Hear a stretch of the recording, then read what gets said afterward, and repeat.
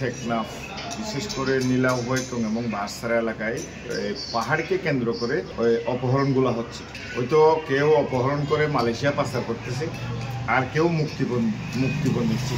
তো বিশেষ করে আমাদের বাঁশছড়া এলাকায় যে লোকালয়টা পাহাড়ের পাদদেশে, তো স্থানীয় জনগোষ্ঠীর যে ক্ষেত খামার আছে এগুলো কিন্তু পাহাড়ের কিনারে। হঠাৎ করে পাহাড় থেকে সংঘবদ্ধ ডাকাত দল, অপহরণকারী দল নেমে দু একজন নিয়ে যাওয়ার পরে 10 লাখ, 20 লাখ, 5 লাখ এরকম দাবি করে টাকা মুক্তিপণ দিয়েই কিন্তু ফেরত আছে। তো প্রতিনিয়ত হচ্ছে, এক মাসে 2-4টা অপহরণ হচ্ছে।